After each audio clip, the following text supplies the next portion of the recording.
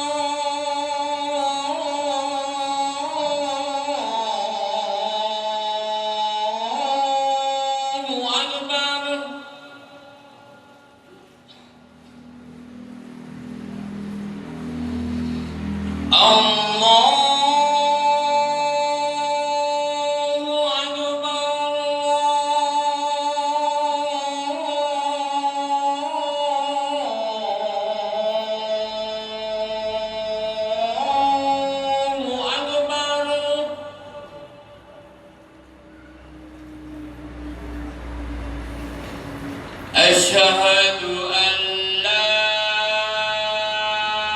ilaha illallah.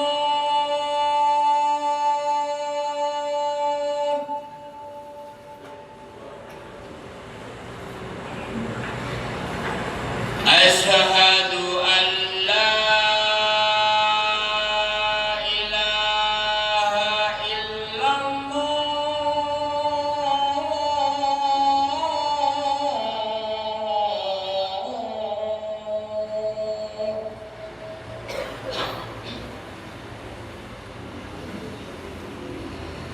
Asyhadu anna Muhammadar Rasulullah.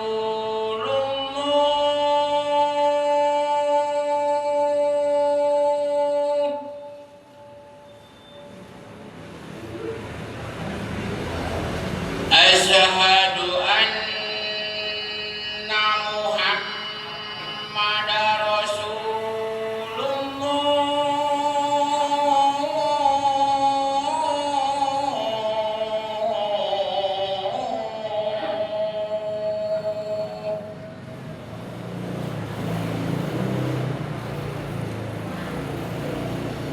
Hayya 'alas shalah.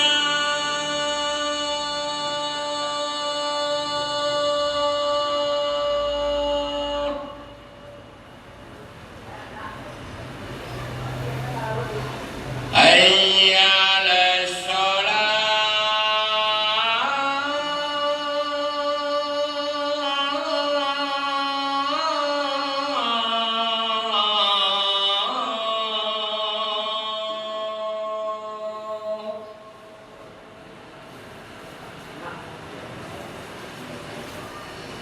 Hayya 'alal falah.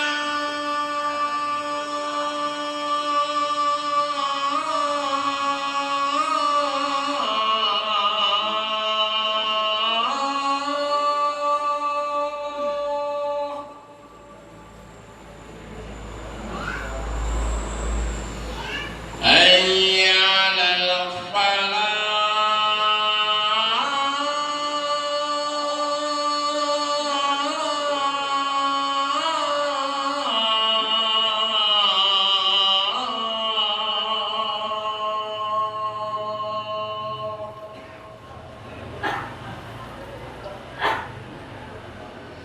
Allahu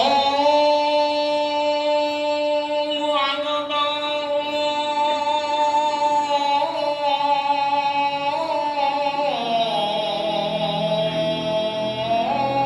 Allahu Akbar.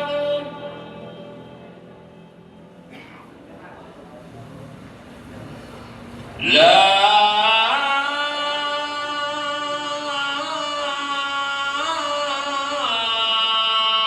ilaha illallah.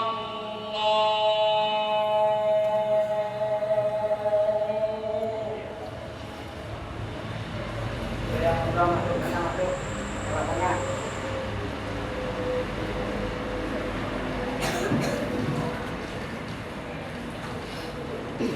إن الحمد لله نحمده ونستعينه ونستغفره ونعوذ بالله من شرور أنفسنا ومن سيئات أعمالنا من يهده الله فلا مضل له ومن يضلل فلا هادي له أشهد أن لا إله إلا الله وحده لا شريك له وأشهد أن محمدا عبده ورسوله لا نبي بعده اللهم صل وسلم وبارك على نبينا محمد وعلى آله وأصحابه ومن تبعهم بإحسان إلى يوم الدين.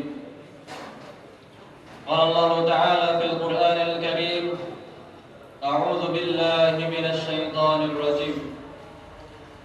يا أيها الذين آمنوا اتقوا الله حق تقاته ولا تموتن إلا وأنتم مسلمون.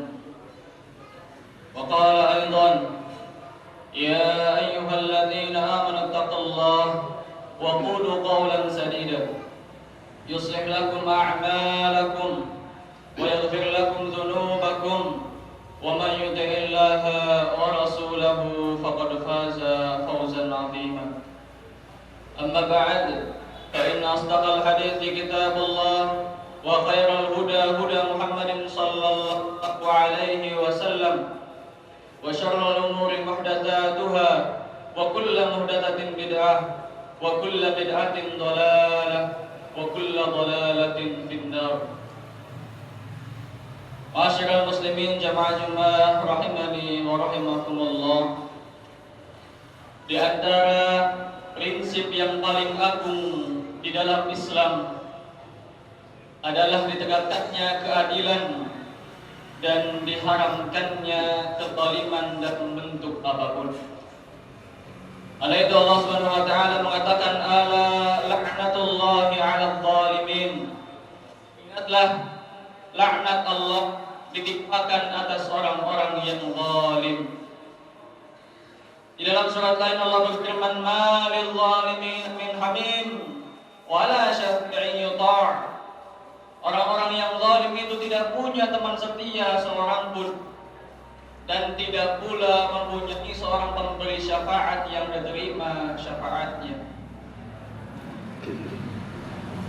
Dari Abu Dzar Al-Ghifari radhiyallahu anhu, Nabi sallallahu alaihi wasallam pernah bersabda bahwa Allah Subhanahu wa taala berfirman: ya ibadi, wahai hamba-hambaku, inni haramtu dzulma ala nafsi. Sesungguhnya aku itu mengharamkan kezaliman atas diriku. Wa ja'altuhu bainakum muharraman, dan aku jadikan kezaliman itu haram di antara sesama kalian. Fala tadzalamu, maka janganlah kalian itu saling menzalimi di antara satu sama lainnya. Jamaah Jumat rahimani wa rahimakumullah. Rasulullah sallallahu alaihi wasallam menjelaskan akibat paling mengerikan dari kezaliman tersebut, khususnya yang berkaitan dengan hak-hak sesama manusia. Nabi sallallahu alaihi wasallam pernah bertanya kepada para sahabat, "Atadarunal muflis? Atadaruna mal muflis?" Apakah kalian tahu siapa orang yang muflis itu? Siapa orang yang bangkrut pada hari kiamat itu? Qalu, kemudian para sahabat menjawab, al-muflisu fina man la dirhamu lahu wala mata'. Orang yang bangkrut itu adalah orang yang tidak punya uang dan harta sama sekali. Kemudian Nabi menjawab, faqala innal muflisa min ummati. Sesungguhnya orang yang bangkrut dari umatku ya'ti yaumal qiyamah, datang pada hari kiamat bisolat, dengan solat, wa zakat, dengan zakat, wa siyam, dengan puasa. Ia membawa pahala-pahala tersebut. Namun di sisi lain, wajati qad syatama hada, dia mencela orang lain. Wa qadafa hada, dia pernah menuduh orang lain tanpa bukti. Wa akatma hada, dia pernah memakan harta orang lain. Wa safaka dama hada, dia pernah menumpahkan mencap orang lain. Wa daraba hadza, dia pernah memukul sesama orang lain. Fayuta hadza min hasanatihi wa hadza min hasanatihi. Maka pahala-pahala yang dia dapatkan selama di dunia diberikan kepada orang yang dia zalimi.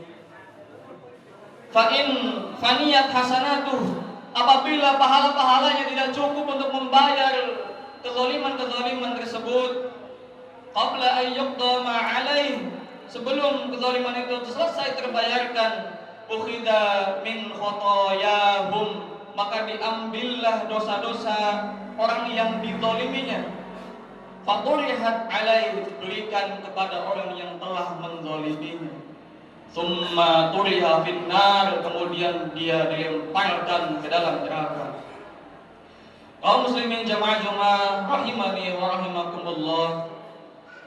Ibnu Qayyim rahimahullah menyebutkan dalam kitabnya wadzulmu indallahi azza wa jalla yaumal qiyamati lahu dawawinu sa'adah.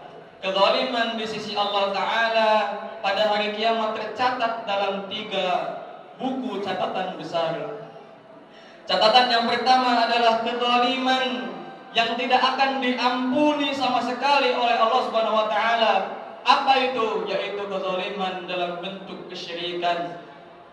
Allah tidak akan mengampuni dosa siapa yang menyekutukannya. Innallaha la yaghfiru an yushraka bihi wa yaghfiru ma duna dzalika liman yasha. Sungguhnya Allah itu tidak akan mengampuni dosa syirik, namun bisa mengampuni dosa-dosa yang lainnya. Kemudian catatan yang kedua adalah kezaliman yang tidak akan ditinggalkan sedikit pun, yaitu kezaliman di antara sesama manusia. Karena semua hak akan dituntut dan diselesaikan secara tuntas pada hari kiamat, dan tidak ada satupun yang dibiarkan tanpa balasan. Dan catatan ketiga adalah kezaliman yang paling ringan dan paling cepat untuk terhapus. Apa itu? Yaitu kezaliman seorang hamba terhadap dirinya dalam hubungannya dengan Allah Subhanahu wa taala. Dosa-dosa ini dapat terhapus dengan taubat, dengan istighfar, dengan amal soleh yang bisa menghapuskan dosa, atau dengan musibah-musibah yang datang kepadanya agar dosa-dosanya tergugurkan, atau sebab-sebab yang lainnya. Berbeda dengan dosa syirik yang dosa tersebut tidak akan terhapus kecuali dengan tauhid, dan berbeda pula dengan kezaliman terhadap sesama manusia yang tidak akan terhapus kecuali dengan mengembalikan hak-haknya, kecuali dengan meminta maaf dan meminta kehalalan kepada orang yang dizaliminya. Kaum muslimin jamaah Jumat rahimani wa rahimakumullah, di antara bentuk kezaliman yang paling berat, yang paling berbahaya, akibatnya adalah kezaliman terhadap sesama manusia. Para ulama mengatakan, waqad tajidu unasan la takadu tukhtihu shalah. Engkau bisa saja menjumpai seorang yang hampir tidak pernah tertinggal salatnya, wala siyam, tidak pernah bolong puasanya, wala dzikrun, tidak pernah lupa dengan zikirnya, wala du'aun, tidak pernah tertinggal dengan doanya, walakinnahu yafri fi a'radin nas. Namun pada saat yang sama ia justru mudah melukai perasaan dan kehormatan orang lain. Sebagian ulama salaf pernah mengatakan, kullu kalam ibnu Adam alaihi lala, setiap ucapan anak Adam pada dasarnya akan menjadi beban baginya, bukan keuntungan. Illa ma kana minallahi wa ma walah, kecuali ucapan yang bernilai ibadah dan kebaikan yang mengarah kepada Allah dan ridhonya. Karena itu Allah selalu mengawasi lisan setiap orang.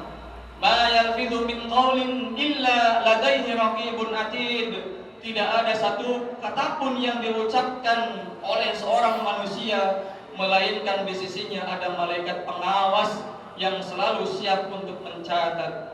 Quran surat Qaf ayat 18.